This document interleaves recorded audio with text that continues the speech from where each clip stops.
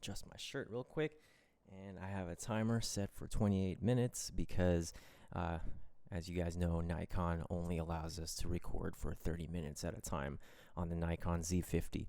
Not mad about it, Nikon. I think you still make an incredible product, and I'm happy to have a Nikon camera.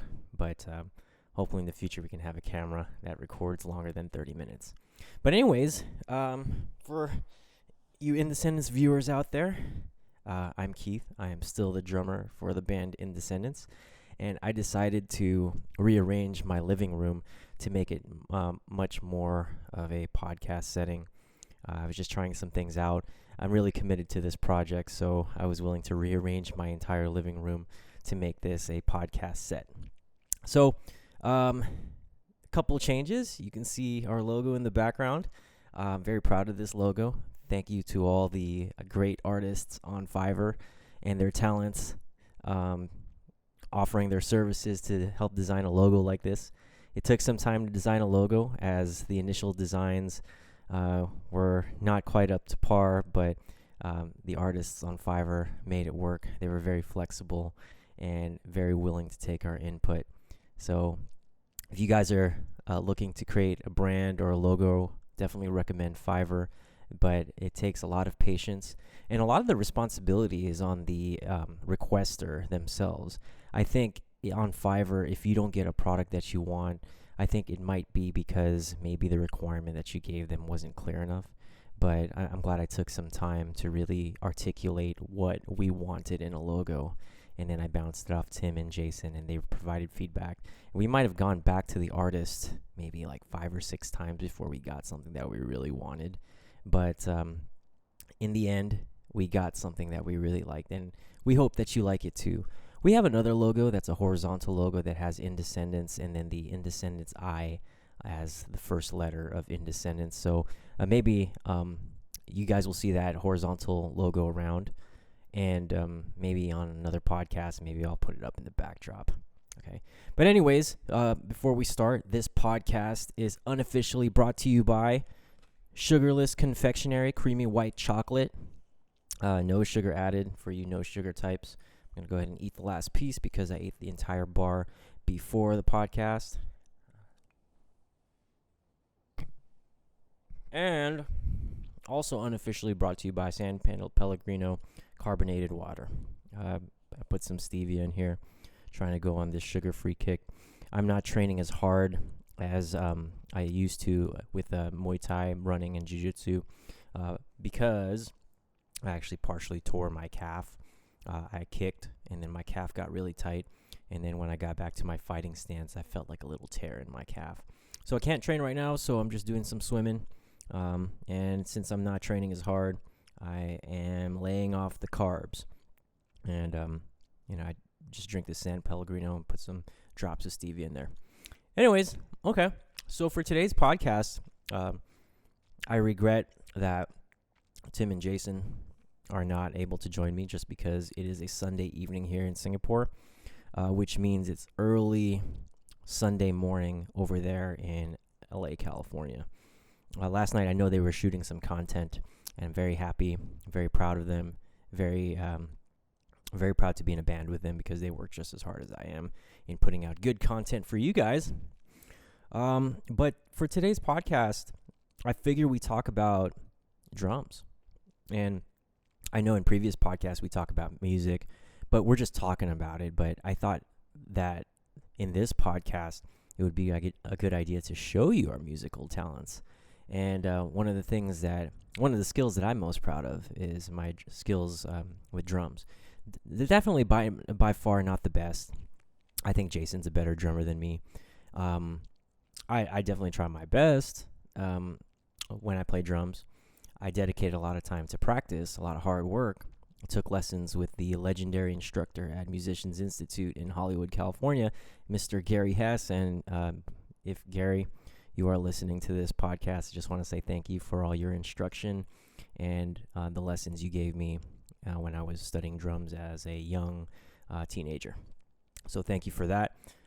So I figured we talk about certain topics regarding drums, so why I like drums, what kind of drum styles do I like, what made me start playing drums in the first place, Um, n- maybe I don't know if I'll be able to remember those topics as we progress through this podcast, but this podcast will talk mostly about drums, and hopefully, what I talk about will interest you. If you ever wanted to start playing an instrument, maybe drums is for you. If you ever saw a drummer at a concert and wondered how cool it would be to play drums, maybe this podcast will provide you some insights into the world of playing drums. Maybe it might get you started. But I figure we talk about it, and then if the mood strikes, um, we'll go ahead and I have a drum set to the right of me, and we'll hop on the drum set and we'll start playing some stuff. Unfortunately, I won't be able to play the full set for you. One part of the drum set is currently out of commission. For those of you familiar with a drum set, it is the hi-hat pedal. And Roland the TD4 drum sets, although they are fantastic drum set, I recommend whoever's interested in buying an electric kit, they're in it for, they want to buy a mid-range quality electric drum set.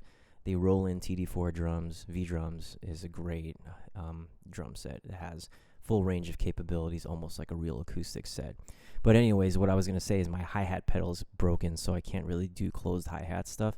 And I was going to demonstrate some trap beats. I wanted to play some Drake. I wanted to play some other hip-hop beats for you, just because I thought that for you hip-hop types, that would be interesting. And then for those pop fans and rock fans, I won't be able to play any closed hi-hat stuff. So, and if you're wondering what closed hi-hat stuff is when you hit on the hi-hat, it makes a quick sound that's signature in rock music and now in hip-hop music. So if you ever wondered why one of the reasons hip-hop nowadays is called ratchet music, because they have that ratchet feel when you have like a roll on the hi-hat going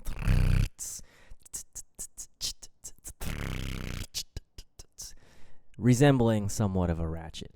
I don't know if that's the official origin of the term ratchet music, but in my mind, that's what I think of when people call ratchet music, okay? But when I get my hi-hat pedal fixed, or if I'm able to play on my acoustic set, maybe I'll demonstrate that in the future. But okay, let's go ahead and get started as to why I like drums. It started when I was 13 years old, and I visited my cousin in Oregon. And Rodney, my cousin, if you're listening to this podcast, just want to say thank you for your early mentorship in drums and getting me started in drums. So we took a family trip up to Oregon, and he had this nice Mapex green drum set with some pretty cool cymbals, pretty high-end cymbals. And when I had visited, I thought it was the coolest thing in the world, hearing the combination of sounds of the cymbals, hi-hats are cymbals, but specifically his hi-hats. He had nice hi-hats, really crisp and fast hi-hats. He had a really crisp, fast sounding snare drum that was tuned really nicely.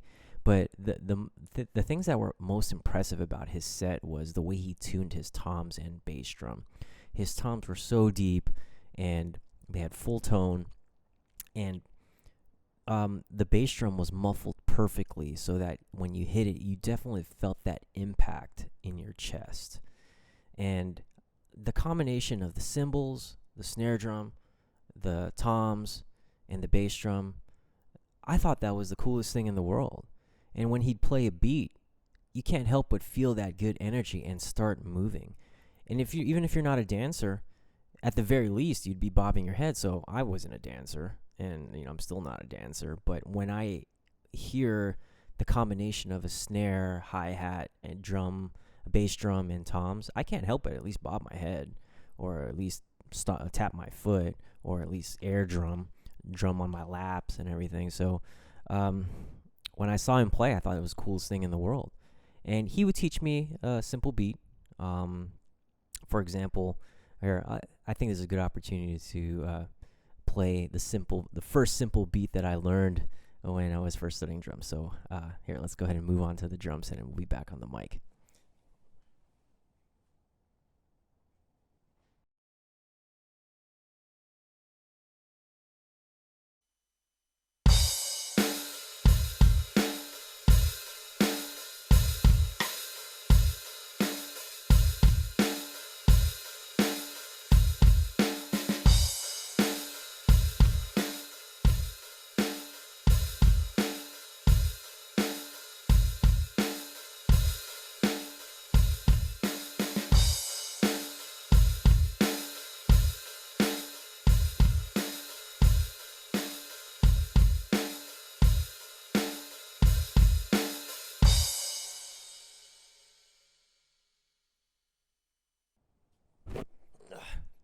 But yeah, that was the first drum beat that I had learned, and I thought it was the coolest thing in the world.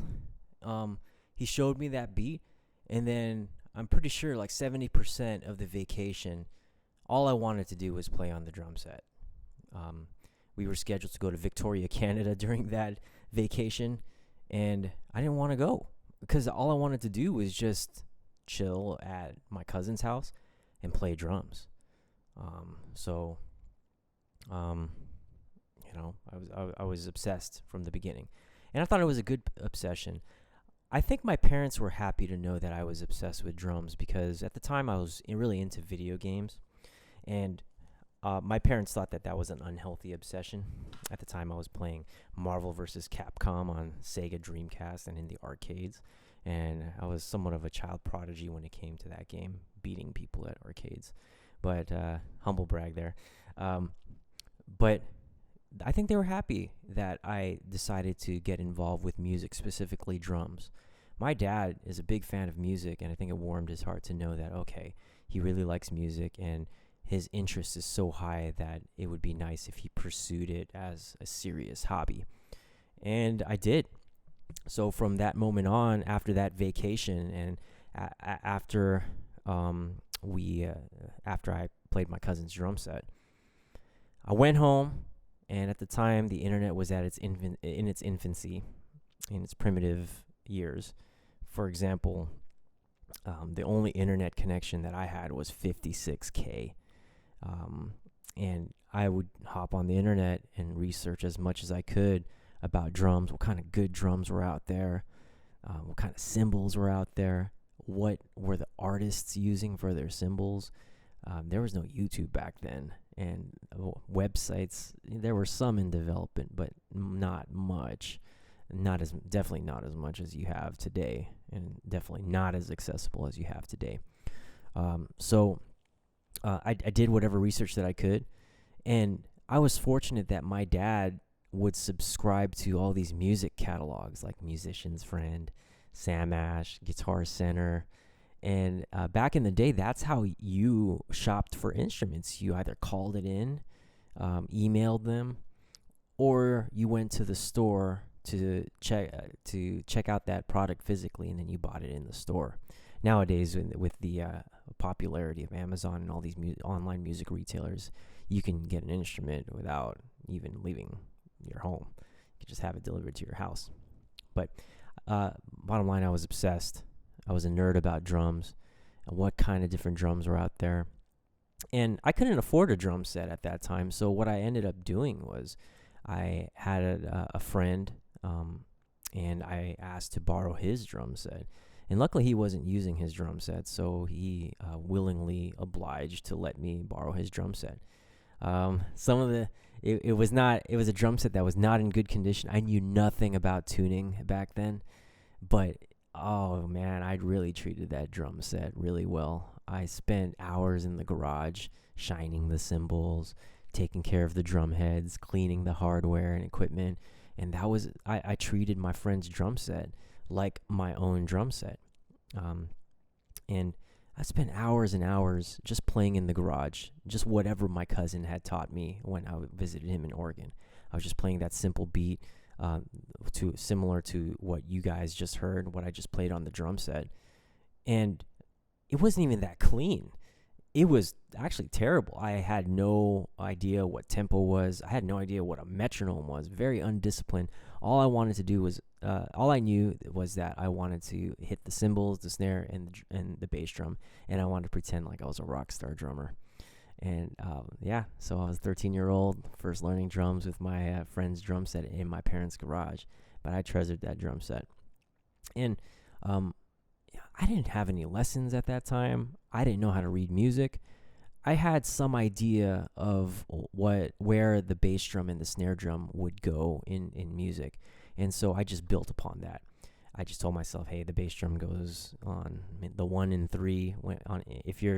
Most pop songs nowadays are in 4/4 time signature. So that means there are 4 beats per measure. And I just knew that the bass drum was either on the 1 and 3 of the measure, or the snare drum was on the 2 and 4. So as long as I stuck to that, and if I can build upon that, then I would justify to myself that I was a drummer. Yeah. So that started my drum journey, and I didn't stop ever since. I was and still and forever will be a drum nerd. Okay. So then we fast forward a couple of years. I turned 15, formed my first band. No lessons, no nothing. Just self-research, self-study in drums. And at the time, Linkin Park and Incubus were popular at that time, around the 2001, 2002 time frame. And we formed a band, and we held our first band practice in my parents' garage. We were a full-on band. Linkin Park had a DJ, so then we also had a DJ, John Nam. If you're listening to this podcast, just want to say it was some good times, my friend. And we had some aspirations back then to form a band, and I'm glad we were all game to live our rock star dreams in high school. So thanks for being the DJ, just because we saw a DJ in Linkin Park and we saw a DJ in the band Incubus. But we had a DJ, we had a bass player, a lead singer, a guitar player, and I was the drummer, of course. And we were terrible. We played at our first rehearsal. We had no discipline whatsoever, no organization, no leadership guiding us what to play and how to practice. And at the time, we were trying to figure out what song we would practice so that we could play it at the upcoming talent show. And a couple of candidates that we identified was the one Papa Roach song,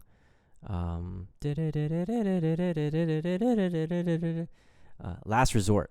I think that, yeah, it was that song.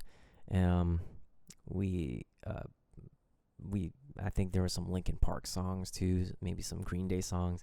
But eventually, for that first talent show that we played, we settled on I Wish You Were Here by Incubus. So we played it at the talent show, and my gosh, we were terrible. And I will say we were terrible because of me, because I didn't know what tempo was. I would speed up, then slow down in the song. I had no idea what time signature was and how to lead the band with drums. And it was terrible. And but after that talent show, I felt on top of the world because I was hitting stuff. I was loud in front of an entire crowd, and I felt really proud of myself. So in retrospect, I guess I would say I failed forward in that respect. But it was a good experience, and I loved it. And even though it was really bad, it started the process. It made me start loving the process about learning drums. How in the beginning, of course, you're going to suck, but the next day you just make a commitment to be better. So I made that commitment to be better because at that time I was very competitive. I had been friendly picked on by my cousins and my brother, and I wanted to. I was so competitive that in every aspect of my life that I wanted to be the best drummer in the community. So I just kept on practicing, kept seeking out ways to learn drums, and I did. And an opportunity came to be the church drummer for the youth ministry at St. Genevieve's, and I thought that was a great opportunity. I wanted to play drums for the church band. I didn't care if I sucked. I would figure it out. I just wanted to be the drummer. I wanted a regular gig. You didn't have to pay me. I just wanted to play drums in front of everybody, and I did. It was still pretty bad. I had good thing at the time. I had a good mentor, a music mentor with Timothy Para. And Tim, shout out to you. Thank you for all your music mentorship. I definitely appreciate everything that you had taught me and the other musicians about music. Thank you very much if you're listening. But I was just fortunate to have Tim Para mentor me when it came to drums and playing in that church band. And I learned a lot. I learned how to keep time, and that the drummer is the leader of the band, and that the drummer keeps everybody together. And one of the biggest lessons that I learned drumming for a church is that less is more. And what that means is, I know on YouTube it's very easy to see some flashy stuff. You have all these drummers doing this elaborate fills, these complicated drum patterns. But for church music, the point of church music was, one, easy listening, and two, make the music easy enough for the congregation to sing along. So I wanted to play punk rock music because that was how I wanted to express myself. But what I learned with the drumming, and that was a valuable lesson that Tim Parra taught me, was you really have to serve the song. And it really depends on what type of music you're playing, and that'll dictate what you play on drums. So instead of playing all these complicated fills and these fast beats, these loud, hard playing, when I played for church, I learned how to play softer. I learned how to play with dynamics, and I learned how to adjust to the other musicians. But the biggest lesson is learning how to serve the song. And even though the drum beats weren't as complicated as the songs that I was practicing to, for example, I was practicing to some Incubus and Blink-182 and Linkin Park and all the other popular rock bands that around the early 2000s era, these simple rhythms that I played during church, they were challenging too, because even though you were just playing a simple rhythm, a simple beat, like it's a challenge staying consistent and keeping everybody together, such as the singers, the bass player, the guitar player, the piano player, sometimes the violinist or the trumpeter, right? And so this is an example of the type of beats I would play. And when I play this, you might be thinking, oh, that's pretty simple. But for an undisciplined kid, it was pretty challenging for me, especially since all I wanted to do was play hard and fast. So here, let's go ahead and play that right now.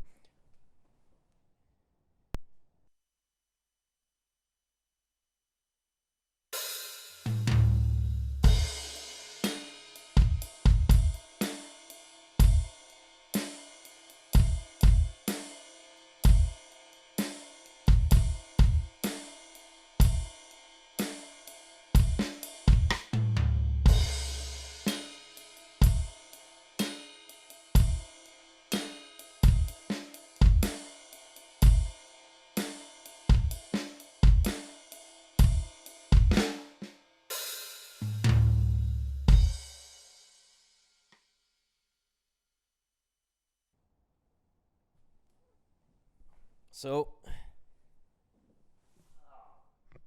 sorry, this couch, I have to adjust it every time I sit down. But yeah, those were the type of beats that I would play for church. So kind of like rock balladish, making for easy listening.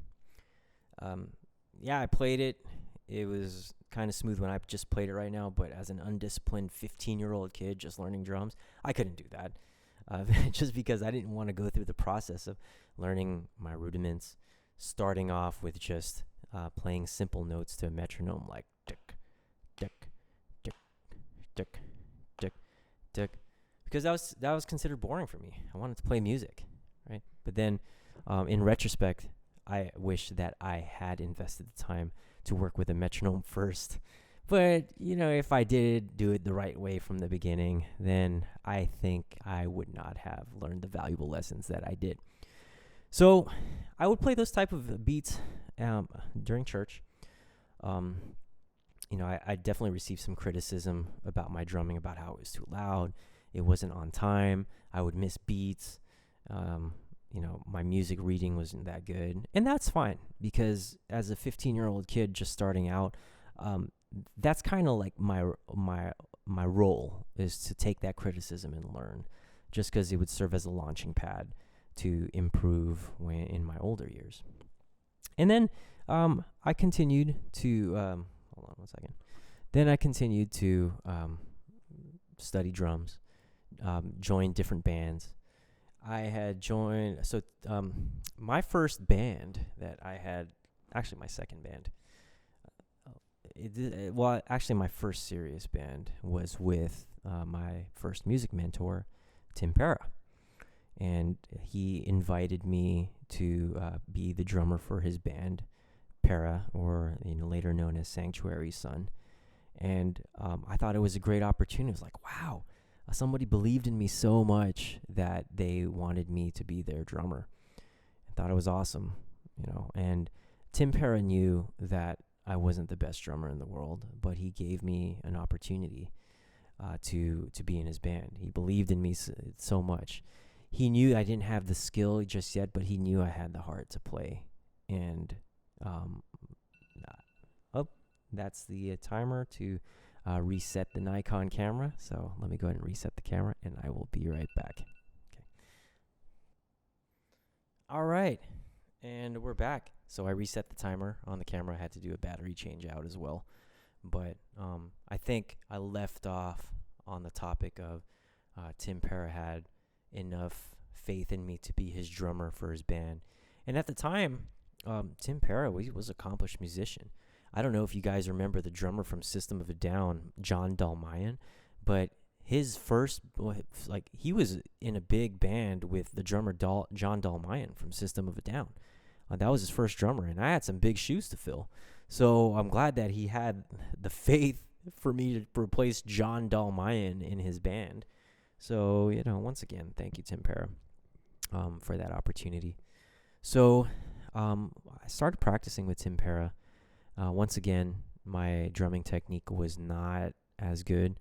I was very undisciplined, played really hard and fast, didn't know how to economize on my energy. Technique was not as good. So I would sometimes my technique would be so bad that I'd be playing and then my sticks would just go flying just because I would cross sticks or something and then fly into the air. And I thought it was so embarrassing, and I was super hard on myself for making simple mistakes like that. But what Tim Para taught me is that when you drum and when you're playing music, you're going to make mistakes, and might as well just laugh at your mistakes. Whether you lose a stick, whether you miss a backbeat you miss a snare drum hit, or you mess up on a fill, just go with it, just roll with it, because everybody makes mistakes.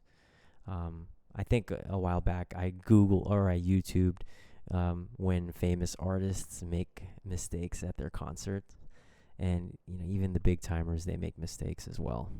So everybody makes mistakes, and that was a lesson that I had to learn, had to accept as well as I progressed through my drum journey. But here, let me show you guys what that would look like, what a mistake would look like, and how I beat myself up as a teenager playing in a band like that. Okay, here it is.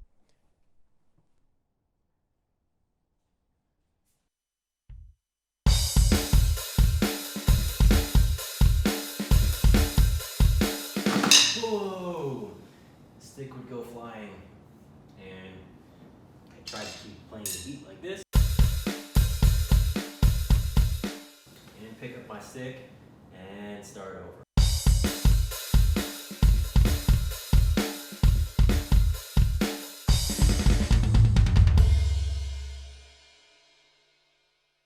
But yeah, those are the type of mistakes that I would make that I beat myself up about.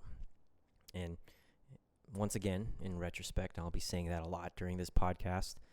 I wish that I had started off learning the simple techniques, the right techniques first, before I had tried to play something complicated and fast that a band wanted me to play. I wish I started off with those simple beats, just so that the technique would be so ingrained into me that even at fast tempos, I'd still have the correct technique, and it would reduce the likelihood that I click sticks and sticks would go flying and stuff. So, that was around the 2002 time frame, and I was in that band. And around the 2002-2003 time frame, I practiced a lot in that band that we eventually got gigs at in Hollywood. One of them was at this place called Level One. It was a hip hop bar, and admittedly, I think we could have picked a better venue to play, Tim Para's rock songs, which were good music, by the way. I liked it a lot. He had hits like Father Time, Magic Rainbow Wine, and Gypsy Crawl. So if you guys, I believe they're on Apple Music and Spotify or YouTube, so look those songs up if you get a chance. And the way he plays them because Tim Para, for those songs, he played all the instruments. He played guitar, bass, and drums. And I tried so hard to mimic his drum style when I had played those songs live. Yeah. Hold on. Let me check for recording. I think I forgot to hit the record button on the Nikon. Hold on one second. Sorry.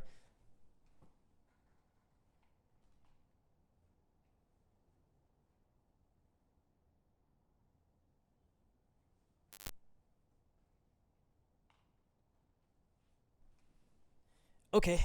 All right. So we are recording, thankfully.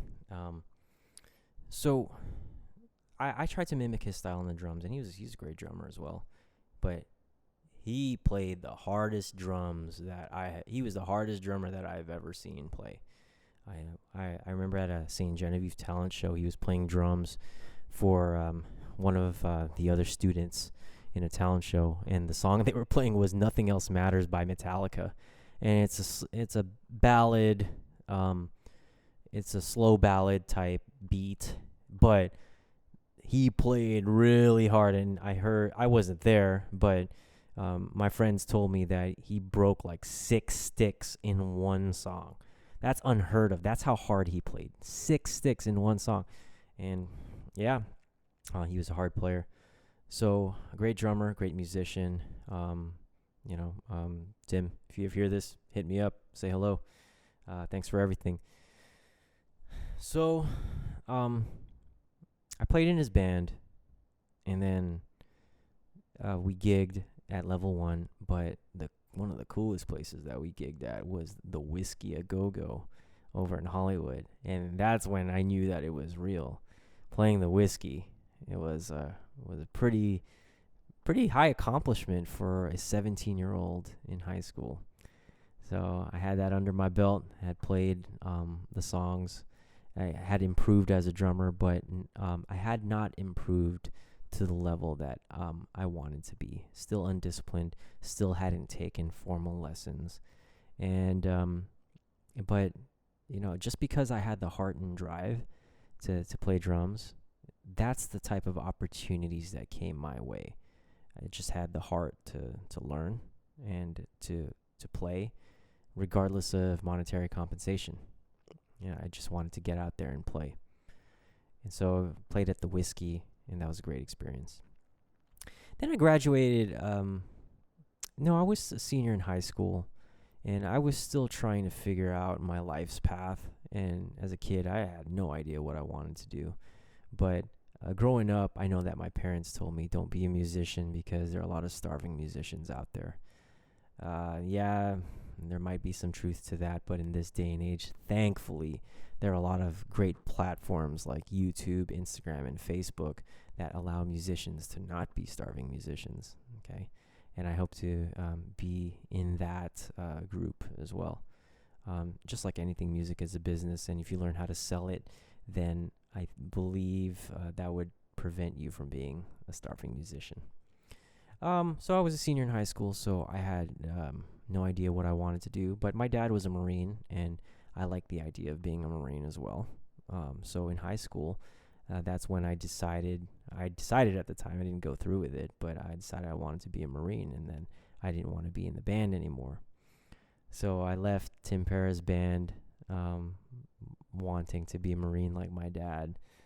But in retrospect, I wish I had stuck with the band, because I felt like I could have advanced my musical talents exponentially had I stuck with that band. So I left the band, and I played a couple of talent shows, still played for the church until I thought I was going to join the Marine Corps. and then I didn't. And then I just ended up playing at the church band, and that was my regular gig. But I wish during the time that I had taken playing for the church band seriously. Sometimes after I graduated high school, sometimes I would think, oh, I don't need to practice. I know that song. But if I had to do it all over again, I would have practiced so much that even if I played the same songs every Sunday at church, I would try to do things to spice it up and introduce some sort of variation to the music to make it interesting, or at least recommend new songs to play. But I wish that I had been more disciplined in my early years of college with my drumming. I think I had a wake-up call when I had been playing drums at church. I think the criticism got to me to where they said, oh, you're speeding up too much, or you're playing too soft, you're not playing hard enough, or you're playing too hard. And when I finally reached that threshold of criticism, I accepted it, and I thought to myself, you know what, I'll finally take lessons as a 17, 18-year-old kid. I was taking this musical talent for granted. I was kind of delusional about my musical talents. I should have accepted that I couldn't do it myself, and so that's when I took lessons with Gary Hess. Gary Hess, he at the time he lived in I'm not going to say the city, but he lived close to where I lived in California. So I sought him out. I knew, I heard in the professional drumming community that he was the guy to learn from because he was one of the senior instructors over at Musicians Institute in Hollywood. So I sought him out, and I started taking lessons with him every 2 weeks. And the reason why I took lessons with him every 2 weeks is because I couldn't afford lessons every week. At the time, $50 was a lot for a college student who didn't have a job. So I would use my weekly allowance to take drum lessons from Gary Hess. And Gary taught me sight reading. He taught me how to play on time. He taught me rudiments. Taught me how to play to a metronome. And he really corrected my technique. And he taught me all the things that I should have learned in the beginning. So if I had to do it all over again, I would have taken lessons from Gary Hess. He started me off with metronome playing, and he taught me different musical styles as well. We did jazz, we did rock, we did funk, we did Latin. He taught me a bunch of styles. And here, why don't I go ahead and play some of the styles that he taught me.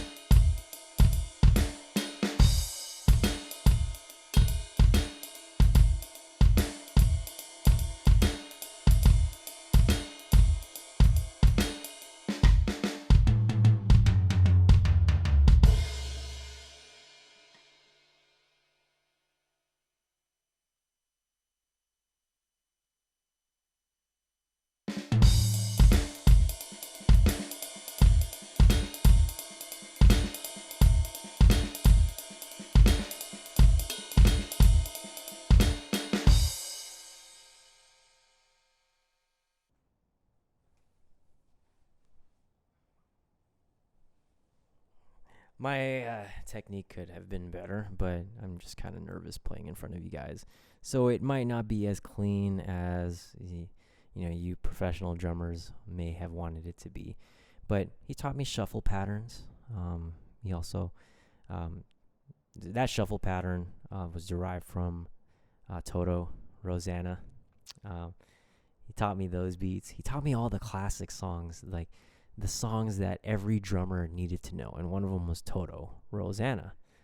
Then we played some jazz, played some Frank Sinatra. There was this book he had me study, and it was playing all of Frank Sinatra's hits, all the jazz parts.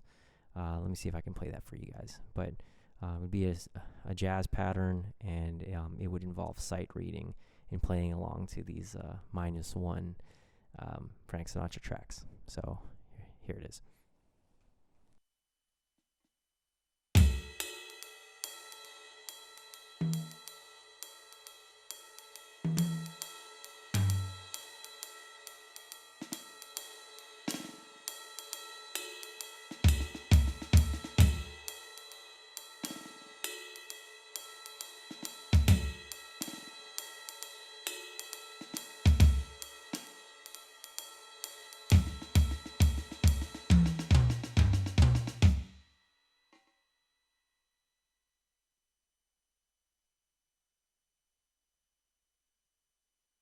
Once again, messing up, but I'm not going to edit it just because I feel like the essence of a podcast is for it to be raw and for you to see the real me. Haven't warmed up. Honestly, I've been practicing guitar more than I have been practicing drums. So sorry for the rustiness. But yeah, he teach me jazz patterns like that. And that added to my versatility as a drummer. And I think at the time he wanted to mentor me to be this versatile drummer so that I could find work as a gigging drummer. And thank you to Gary Hess for that. But I would not have developed that versatility had I not sought out people who had the same results that I did. Gary's probably the most versatile drummer that I know, who can play pretty much anything.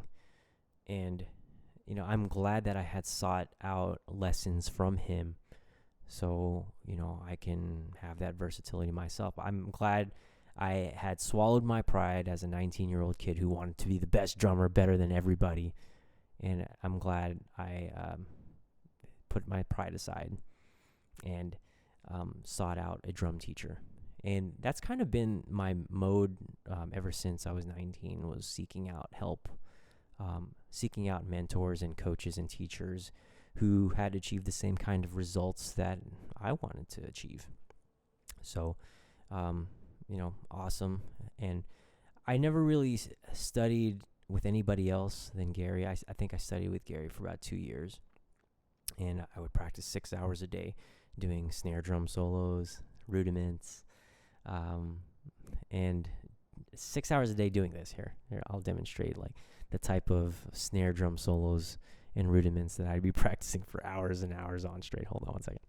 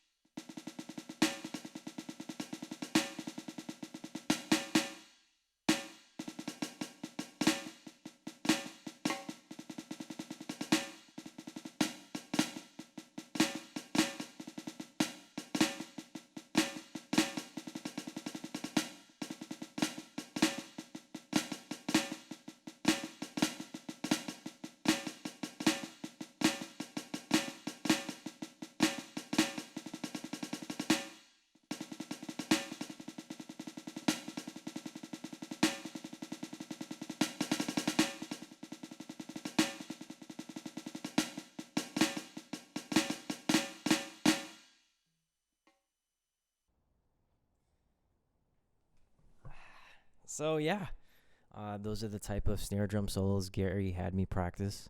I think if he heard this, he'd be like, "Why'd you miss some beats? Why is your technique so sloppy? Have you been practicing? You haven't been practicing." And the funny thing is about when you take lessons with those type of professionals, they hold you accountable. And then when you show up to the next lesson, they will know whether or not you practice or not. And I know that I had been paying the teacher, right? But sometimes what I notice is teachers won't teach, even if you pay them, they won't teach if you don't take it seriously. So even if you're paying them like $50 a lesson, I think they'd be like, you're not even taking this seriously. Why am I wasting my time? I don't care about the money. Like, don't waste my time. Like, sometimes what you'll find with these teachers in the fields of music or physical fitness or any sort of art form, they take pride in developing another human being and their skills rather than the money, more than the money. I know you have to make it worth their time by compensating them with some sort of monetary compensation, but I think what they really want to see is the development and how they have contributed to you getting better. So, as a 19-year-old kid, I wish I had there were some days where I'd come completely unprepared for practice. But when he had scolded me a couple of times saying, "Hey, did you practice?" And I'd be like, "Yes, no." I felt really bad, and I told myself I never wanted to be in that position again. So then I made it a point to practice regularly. And then throughout college, I kept the same church gig as a drummer, and but at the time, I had also jammed with Tim Santos, who's the bassist for Indescendants, and then Jason as well. Jason, I felt like he's the musician who did it right. He took lessons and was disciplined very consistently, even in his grown-up years. And look at the musician he is right now. If you listen to his guitar solos and the mixing of our album, that's all him. And that's because he's made music his life, and big props to him. And that's something that I could have been had I stayed disciplined. But you know what? Life happened for me, and there were a lot of influences that steered me away from music. So I was kind of on and off during my college years. Still played in the church band, but I felt like I could have done better had I been consistent. But I felt like I was consistent in my junior year and senior year of high school because I would practice 6 hours a day just because I was scared that Gary would scold me for not practicing. So I got good at playing different rhythms, different rock beats, funk beats. Speaking of funk beats, let's go play some funk beats right now. Hold on one second.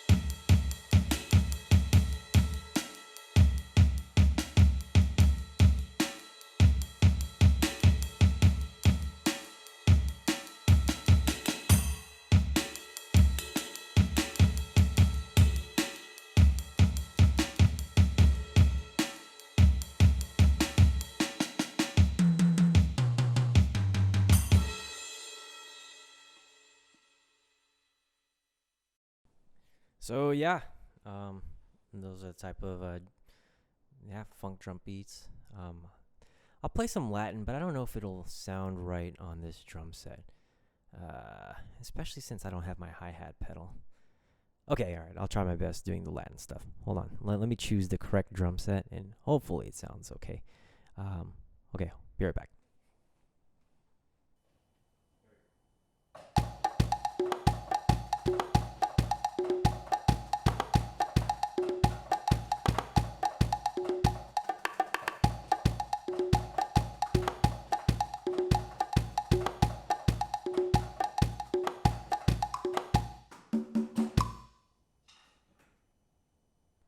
Yep.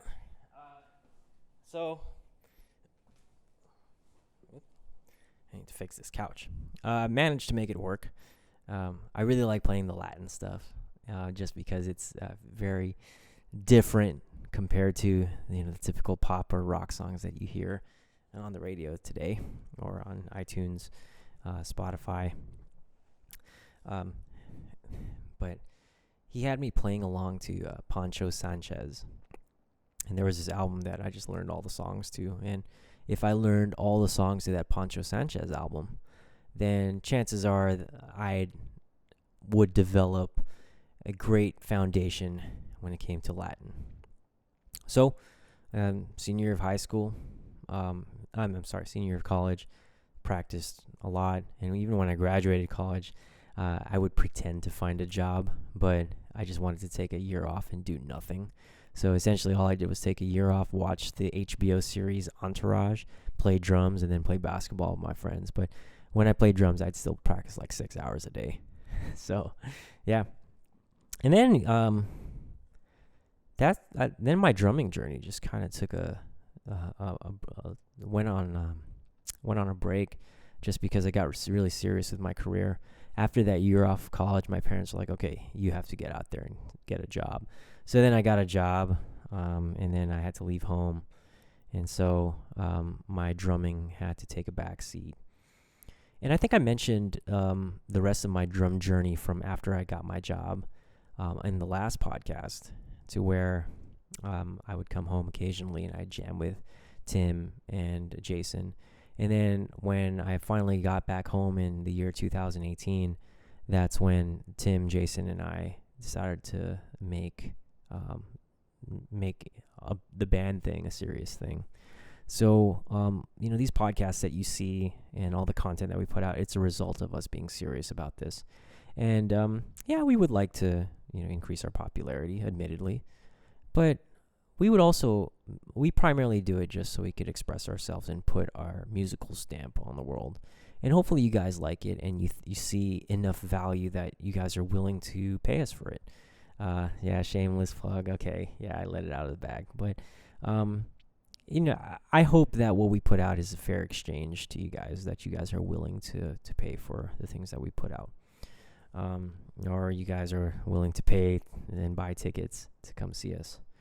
But when we got serious, that's when I started really getting back into drums. And I am still a little bit rusty just because I practice more guitar than I do drums. But, I do practice on the regular, and I do come up with drum parts to the songs that Jason and Tim write. So what they do is they send me their files, and then I try to come up with drum parts. Or they'll send me songs with drum parts already, because Jason's a pretty good drummer too, and Tim has a really good working knowledge when it comes to drums. He says that he's a bad drummer, but he doesn't know that he's a good drummer, because when I left for my job, he took over as drummer for the church, and he did a great job in playing drums. He did such a great job, and he introduced that musicality that I couldn't, that he was inserting that flavor that I always wanted to when it came to church drumming. Oh, here's the timer again. All right, I have to reset the timer on the camera, and I will be right back. 1 second. I guess this is our commercial break. Just remember that this podcast is still unofficially brought to you by Sugarless Confectionery chocolate bars and San Pellegrino carbonated water. Okay, be right back. Okay, and we are back. Wow, it's hard to believe that we've been going for an hour already. I can really ramble on. I guess I'm really cultivating my skill of rambling on. But going back to Tim being the drummer over at church, that was pretty cool, because I'll try to demonstrate what he does. But for those simple beats that I had illustrated earlier, like the simple these simple ballad beats that I had to play soft, Tim would play it like a hard rock song, and I'll try to demonstrate what he does on drums. Okay, hold on 1 second. Just remember, the song that I'm playing is like a church song with piano and singers. It has a nice melody to it. It's supposed to be very solemn and very church-like. And then this is what Tim would do.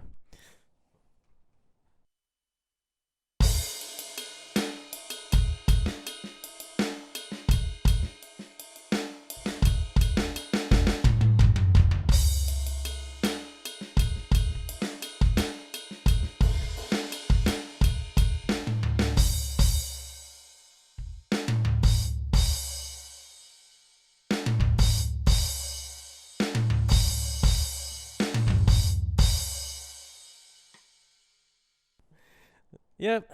So I can't do it the way he does it, but bottom line is that the way he played drums was I thought it was fantastic, but some people would think that it was not appropriate in a church setting, especially when the type of fills that he would play, where he would catch the cymbals. But whatever. We were having fun, and Tim is a dude who likes to have fun. And by all means, Tim, please continue to have that childlike humor to you, that troll-like humor. Not a bad troll, but kind of like a funny troll, to where you do these things that it may seem out of the ordinary in the setting that we're in. So, yeah, he would do stuff like that, and it would crack me up so much because he's such a musical guy. And I knew what he was trying to do. He was trying to introduce a rock type element into church drumming to make it interesting and to make people laugh. And every time I saw that, I would crack up. So awesome job, Tim. I forgot where I was going with this, but I think I mentioned that Tim, he said that he's not good at drums, but I think he is good at drums.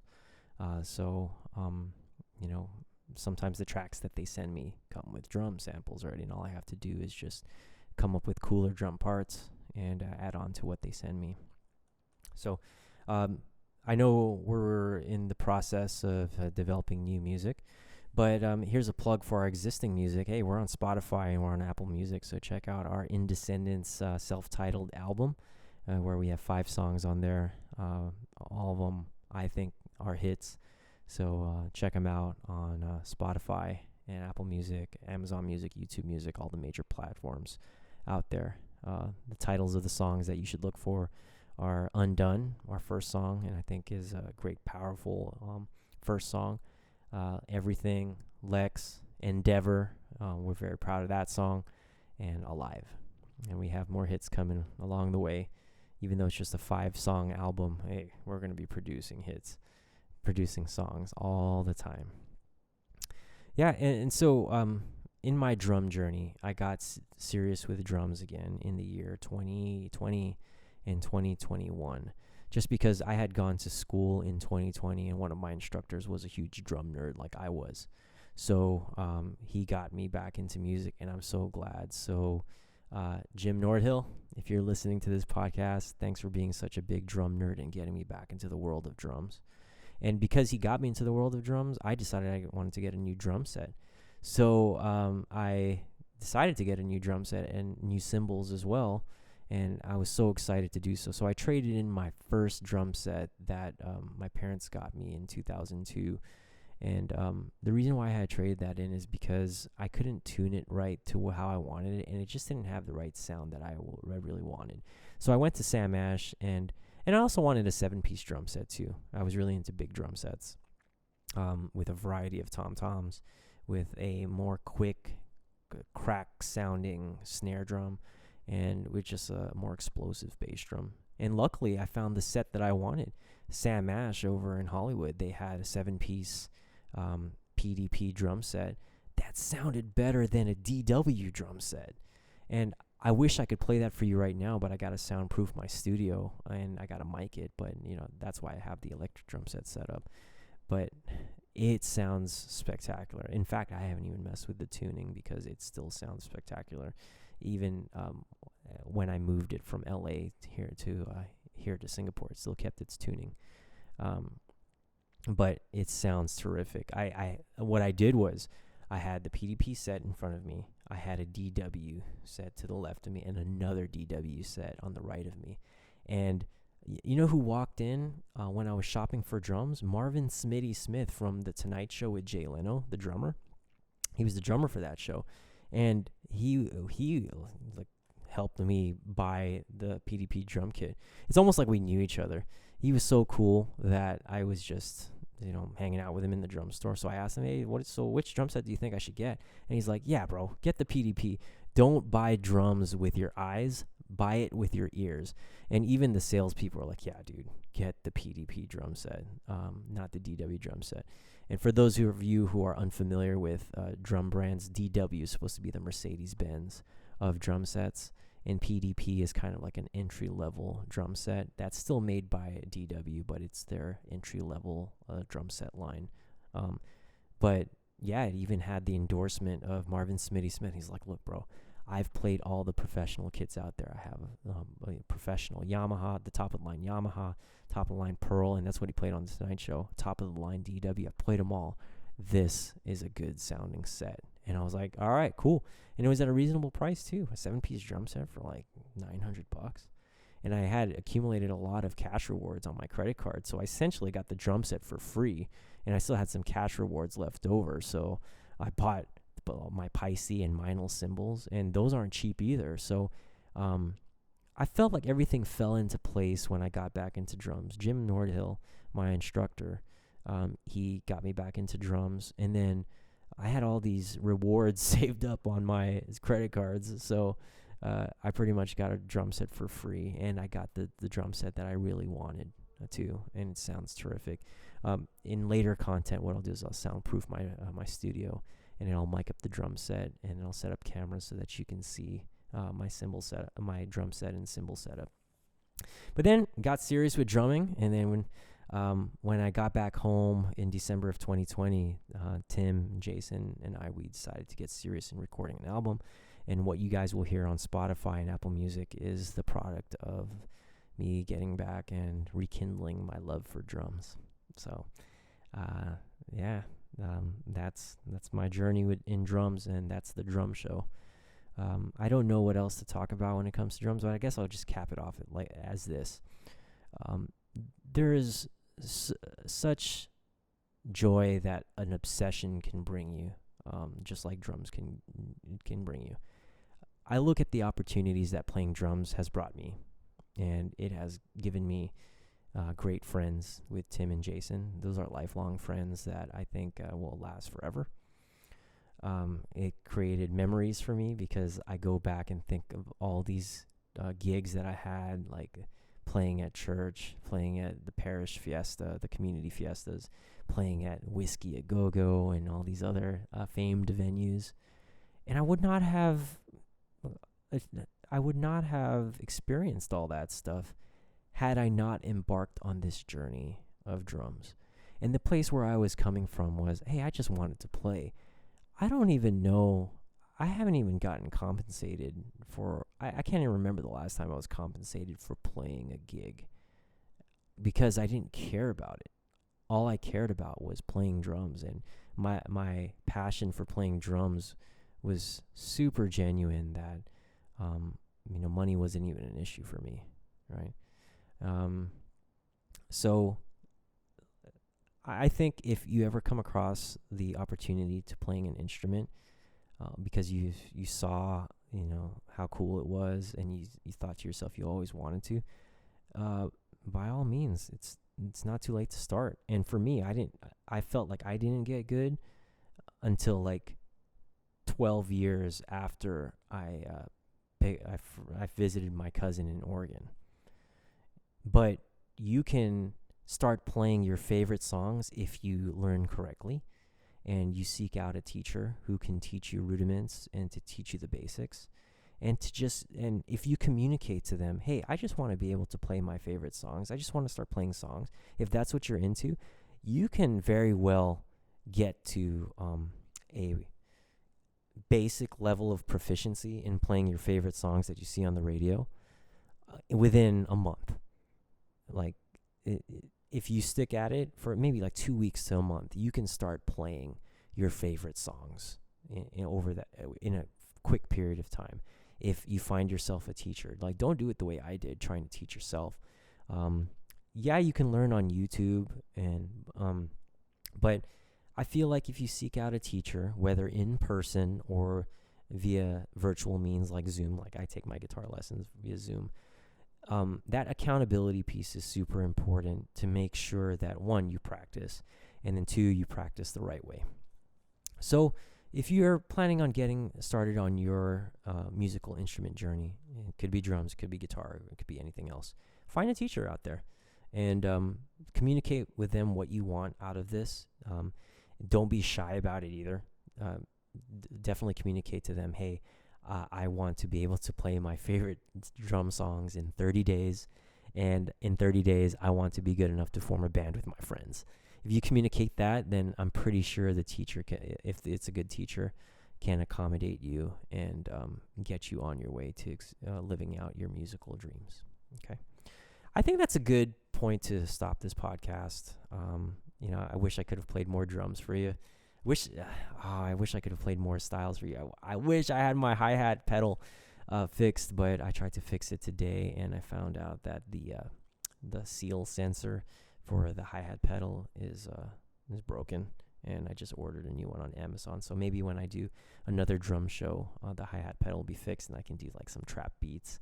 I was planning on doing like some Drake trap beats, Drake nonstop, maybe some sicko mode drum covers. But unfortunately, I'm not able to do it just because I need my hi-hat, because a hi-hat is a staple.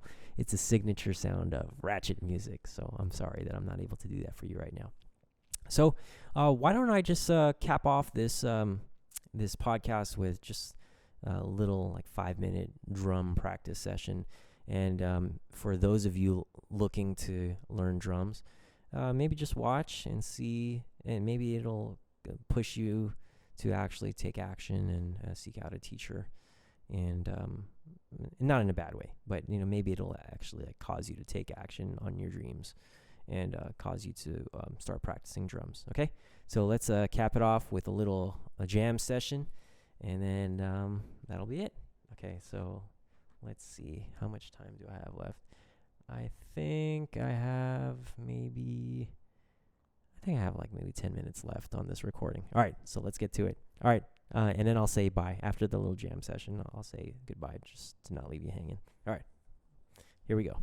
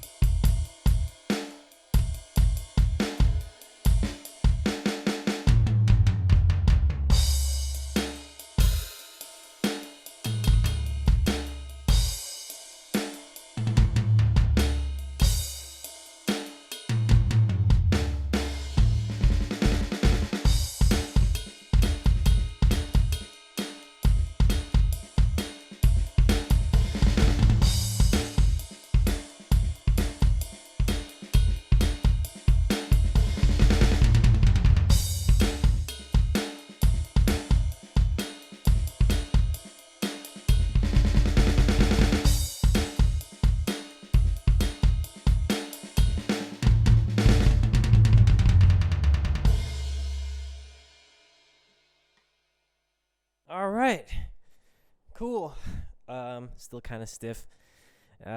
Still kind of nervous playing in front of you guys, not wanting to mess up. But I am not going to edit that out. There are some bass drum notes that were out of place. But whatever. Not perfect. I'm kind of practicing in front of you guys. But you know what? When it's time to record... Sorry, it was carbonated water. When it's time to record, I'll definitely clean that up. And when I play live for you, you definitely won't see those mistakes because I will have practice for 6 hours to make sure that my technique is on par, and it will be the best performance when you come see us live. Okay, so that's all I got for you guys during this podcast. Please do check us out on our website. Check us out on Instagram, Facebook. Reach out to us. Send us a DM. On Instagram, we are @Indescendants. You can reach us there. Follow us on YouTube. Hit that subscribe button if you want to see more content from us. We're going to upload these podcasts to Spotify, but check out our album on Spotify. We are under Indescendants. Hit us up on Facebook. Find us on Apple Music, Indescendants, Amazon Music, or whatever streaming platform that you listen to. And thanks for all the love. We love you guys too. And definitely communicate with us. We like to communicate with our fans. We are fascinated to learn what you guys think of our music. And hopefully we'll put out some stuff that you guys will really vibe with. Okay? As the COVID situation permits, we'll clarify our live event schedule, and hopefully we get to perform live for you. Okay? All right, thanks for your time. Thanks for hanging out. Thanks for listening to me drum. And we can hang out more like this in the future. I'm extending the goodbye because I really enjoy doing this podcast. I'm enjoying having this drum set here. The next podcast I'm thinking of doing is putting out some turntables out here and then making it the DJ show, because I used to DJ. I still practice, but here in Singapore, I think I might have fried my turntables because over here the voltage is 240 volts, and I think I might have burnt my fuses for my turntables, so I got to get them fixed. So, but yeah, maybe the next podcast will be the turntable show, or the next podcast will probably be with Tim and Jason, which is always a fun time. Okay. All right. Thanks, guys. Appreciate it. And thanks for being part of the Indescendants culture, and thanks for supporting Indescendants. All right. Thanks.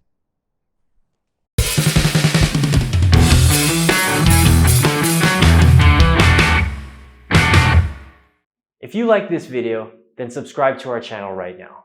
Just hit the subscribe button below to stay up to date on all Indescendants content.